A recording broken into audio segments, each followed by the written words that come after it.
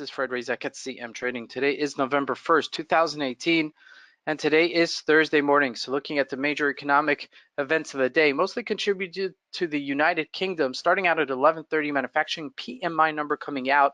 Now that's really not as important as what's going to happen at 2 o'clock South African time, inflationary report coming out from the UK, and also official bank rates. So that's an interest rate number that's coming out. That's followed by a 2:30 event of Governor Carney speaking. So, a lot's happening out of the UK, and, might want to weigh in to see what Carney will be speaking in relation to the official bank rate. Now, lastly, ISM manufacturing PMI number coming out of the United States at 4 o'clock South African time, but that's really going to be overshadowed by Apple is due to announce its quarterly reports, okay, as we have it up here on the screen. So that's an important event. It's going to probably be happening around 3:30 South African time, so just be aware of it. If you are in any positions in Apple, you just want to know ahead of time. Now, let's just take a few points. Forex, in terms of the GBP rallies on UK announcements with the EU that it's come to some sort of terms with the European traders, that in terms of regulatory or some sort of compliance issues that they've come to some sort of terms, despite the fact that the Brexit is a messy deal and really in limbo still. So a positive announcement for the GBP. The GBP bounces over 150 pips. We're going to take a look at that. Euro's still flat, bounce but flat, okay. Aussie dollar bounces, okay, so to its upper limit. We'll take a look at that. Dow Jones surges higher yesterday, much higher, and we'll take a look at that as well. And maybe could be a reversal here. At least we've maybe found a bottom for the short term. Gold bounces off support after selling off at 12.12. We'll take a look at that. We marked that really well.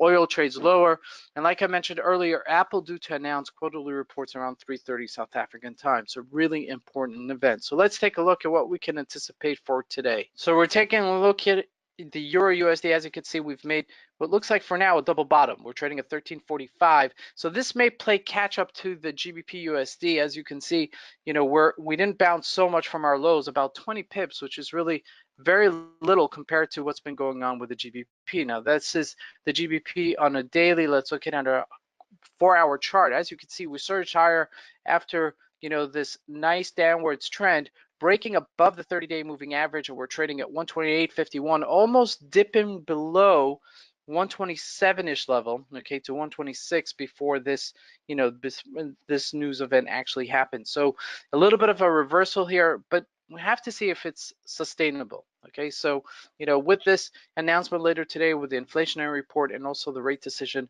I think we got to weigh in. I think the markets are going to be kind of erratic today, especially in the GBP USD, as we anticipate this major event later today. So just be aware of that. Aussie USD, as I mentioned earlier, we had this nice downwards trend for quite some time since February time, okay, and as you can see, we've consolidated here for the first time, okay, and I kind of mentioned this earlier.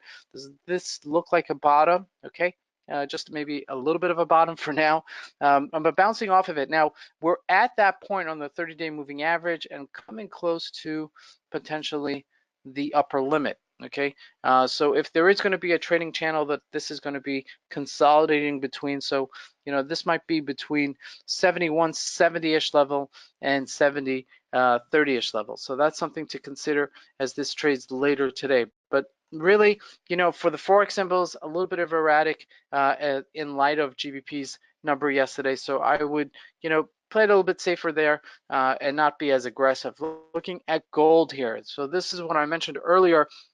And this is really a beautiful play. Now, we mentioned earlier that 1240 was your resistance level. We sold off sharply, and sure enough, 1212 was your support level. Now, I've had this up for quite some time, okay, this 1212 number. So the fact that it sold off to this number, it wasn't a surprise, and the fact that it bounced off of it was an anticipatory move, okay? So it bounces to 1217, not a big number, but still a nice trade if you were able to, cover your short as this sold off from 1240, and then flip it on the trade to 1217 and sell it off. So that's not such a bad trade right there. Now looking at the Dow Jones, this is what I was mentioning before. This was the breakout from our downwards trend, as you could see right there. Okay, surges higher yesterday, but kind of falters at the 25,000 level, okay, which I anticipated. Okay, now the market is still very testing its waters to see what's going to happen with Apple today. So this is not a bona fide reversal, and we're not going back up to 27,000 just yet. So I think the market is actually going to wait to see what's going to happen with the Apple announcement later today. If you look at that, we are at a little bit of a resistance level here at 25,100-ish level. 25,000 for sure is a resistance level.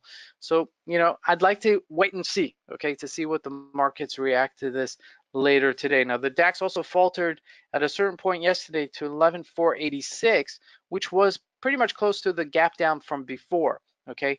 As you can see, it sold off right there to 11,425. That's something to consider, okay?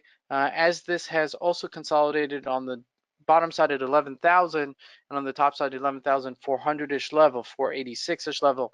So that's something to consider later today if this does sell off, and we'll find ourselves trading between these two levels until we have some sort of impetus to take us higher, okay? Still, things are a little bit shaky and a little bit questionable as to the new world order based on the trade relations that the world now is introducing. Now, looking at Apple, this is what we spoke about, and this is the major play of the day. And this is really, this type of situation right here is just telling you that market really don't know what to do with this right now, okay?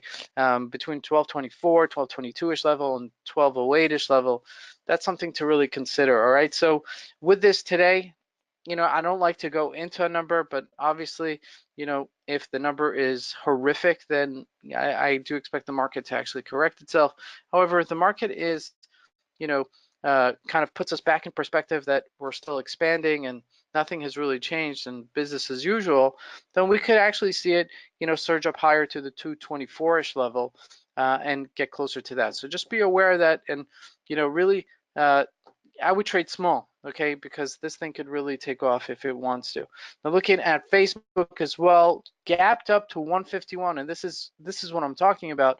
I'd like to see some consistency here, okay? This hasn't proved to me that it's a buy yet, okay, especially because it's in these type of situations, things are factored in sometimes, and some of the numbers and some of the reports are already factored in. So initially there's that big gap up and optimism, but then you see that it doesn't hold weight and it sells off then. Okay, so that's something to consider in Facebook. This is Fred Razak. I want to wish you guys a great trading day. Thank you.